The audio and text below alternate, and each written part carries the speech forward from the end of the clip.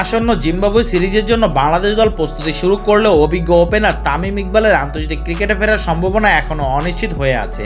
এই নিয়ে বাংলাদেশ ক্রিকেট বোর্ডের পক্ষ থেকেও কোনো পরিষ্কার ধারণা দেওয়া হয়নি। সবশেষ গত বছরের সেপ্টেম্বরে আন্তর্জাতিক ম্যাচ খেলেছেন তামিম। এরপর থেকে ইনজুরি ও জাতীয় দলে তার অনুপস্থিতিকে দলের বাইরে রেখেছে। এর মধ্যে গত বছরের শেষ দিকে নতুন বছরে জাতীয় চুক্তি থেকে বাদ দেওয়ার অনুরোধ করেন তামিম, যা তার আন্তর্জাতিক ক্যারিয়ারে সম্ভাব্য সমাপ্তির ইঙ্গিত দেয়। তবে তামিম বা বিসিবি কারো কাছ থেকেই এই ব্যাপারে সুনির্দিষ্ট কোনো বক্তব্য পাওয়া যায়নি। তামিমের সম্ভাব্য ফেরার বিষয়ে জানতে চাইলে বাংলাদেশ ক্রিকেট বোর্ডের ক্রিকেট অপারেশন চেয়ারম্যান জালাল ইউনুসের পাল্টা প্রশ্ন করে বলেন, তামিম কি বলেছে যে সে ফিরে আসবে?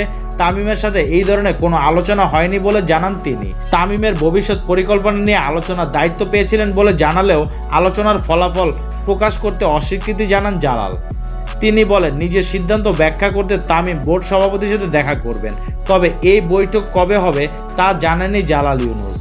সম্প্রতি বাংলাদেশ প্রিমিয়ার লিগ বিপিএলে ফরচুন বরিশালকে প্রথম শিরোপা এনে দেয় এবং মৌসুমে সর্বোচ্চ রান সংগ্রাহক হিসেবে তামিম দুর্দান্ত পারফরমেন্সে টি-20 ফরম্যাটে ফিরে আসার বিষয়ে জল্পনা বাড়িয়ে তুলেছিল। তবে টি-20 থেকে অবসর নিলেও আর কোনো ঘোষণা দেননি তামিম। এদিকে তামিমকে আন্তর্জাতিক ক্রিকেটে ফেরানোর ইচ্ছা প্রকাশ করেছে জাতীয় দলের অধিনায়ক নাজমুল হোসেন শান্ত। তবে তামিম ফিরবে কিনা এই নিয়ে সব আলোচনাই এখনও অনিশ্চয়তার মধ্যে রয়ে গেছে।